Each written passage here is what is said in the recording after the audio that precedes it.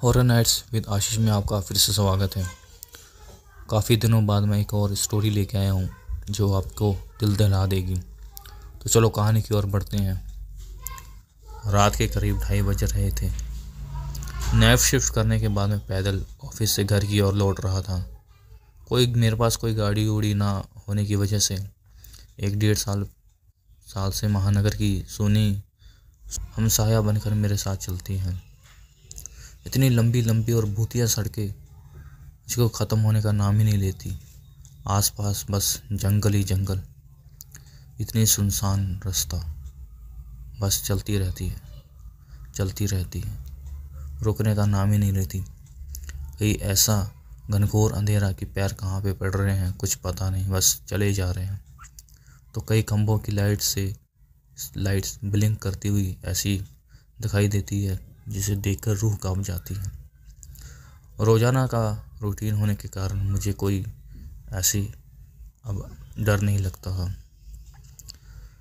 इन्हीं सुने और सुनाटेदार रास्तों पर दिन भर इतना ट्रैफिक और चहल पहल रहती है कि एक कदम पैदल चलना भी दूभर हो जाता है।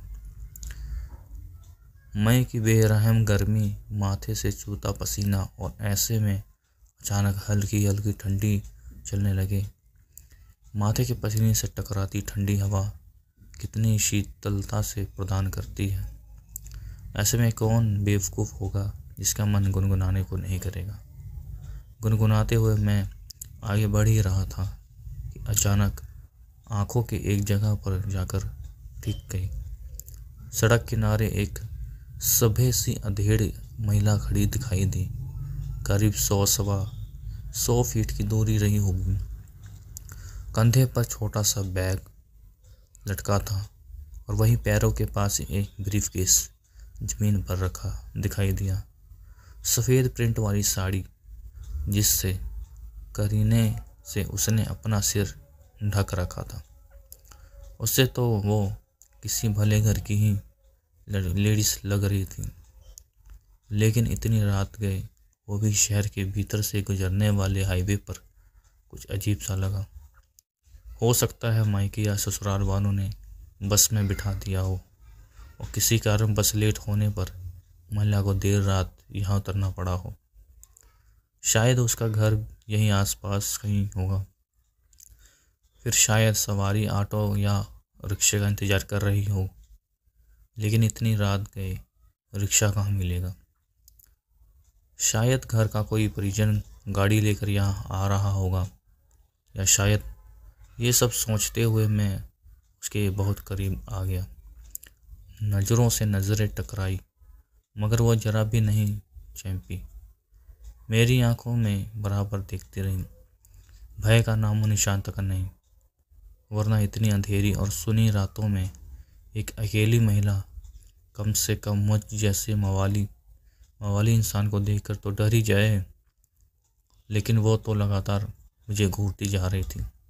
चेहरे पर ना कोई हाव ना कोई भाव, होंठों पर मुस्कान, अजीब सी मुस्कुराहट बराबर जमी रही। मैं भी ज़्यादा ही चेप गया। मुझे ही नज़रें हटाना पड़ी, कहीं ऐसी वैसी तो नहीं। फिर एकदम से सिर झटक दिया होगी कोई, मुझे क्या लेना देना। मैं तेज़ी से कदम बढ़ाता हुआ अनजान महिला को क्रॉस कर गया। अनजाने में डर और शर्म के मारे मैंने फिर पलट कर नहीं देखा। न जाने वो क्या सोच बैठे। चलते चलते मैं दूसरी सड़क पर आ गया। अब वो सड़क और महिला पूरी तरह से ओझल हो चुकी थी। कहीं कोई भूत तो नहीं थी। थोड़ी देर पहले भला लगने वाला रास्ता अब बहुत ही भयानक लगने लगा था। मैं जल्द अपने घर पहुंच जाना चाहता था। इसी चाल में गजब की तेज़ी से आ गई और बड़े बड़े डग भरने लगी। करीब 1.25 किलोमीटर ही चला था कि अचानक मुंह से चीख निकल गई।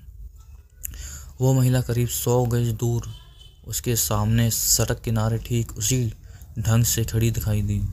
कंधे पर बैग और ज़मीन पर ब्रीफकेस। ये कब यहाँ आ गई? एक ही रास्ता तो है, ना कोई गाड़ी निकली और ना ही वो पैदल दौड़ती मुझे आगे निकल गई। मेरा पूरा शरीर डर के मारे पसीने से तरबतर हो गया। ये आज की रात आखिरी रात है। वो भूतिया औरत कुछ देर मुझे चबा चबा कर खा जाएगी। मैं बेतहाशा भागा, इतनी तेज कि पता ही नहीं चला कि वो औरत कब पीछे रह गई। मेरे मन में बहुत अब डर बैठ गया था। मेरा दिमाग काम नहीं कर रहा था। मैं भागता रहा और सीधे घर जाकर ही रुका। सांसें थोकनी सी चल रही थी। घर के बाहर कुछ पल खड़ा रहकर अपनी सांसों पर कंट्रोल किया। बहुत तेज़ी से हाँफ रहा था। अगले दिन शाम करीब 5 बजे ऑफिस पहुंच गया। वहाँ के एक बुजुर्ग कर्मचारी को रातों का सारा घटना सुनाया। हंसते हुए उन्होंने बोला, अरे बेटा, यही सामने जो नुक्कड़ है उसके पास ही, वहाँ की बात तो नहीं कर रहे तुम? वहाँ पे काफ़ी जहाँ पे जानवर वगैरह काटे जाते हैं बेटा, वो सड़क बहुत ही ख़तरनाक है। बहुत हादसे होते हैं वहाँ। तेज़ रफ्तार बड़ी गाड़ियों ने बहुत सारे लोगों को चला है।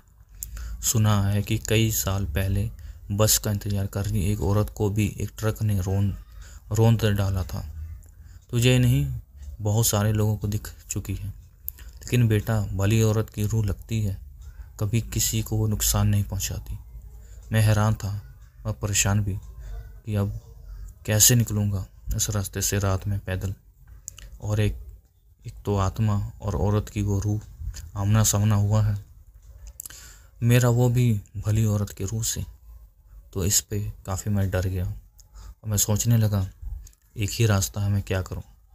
इसलिए मैंने अपने घर वालों को बोलकर एक मोटरसाइकिल ले ली और ऑफिस से घर अंधेरा होने से पहले ही जल्दी अपने घर की तरफ जल्दी ही निकल जाया करता था, ताकि देर रात ना हो जाए और रात के टाइम अपने घर सही सलामत पहुंच जाया करता है।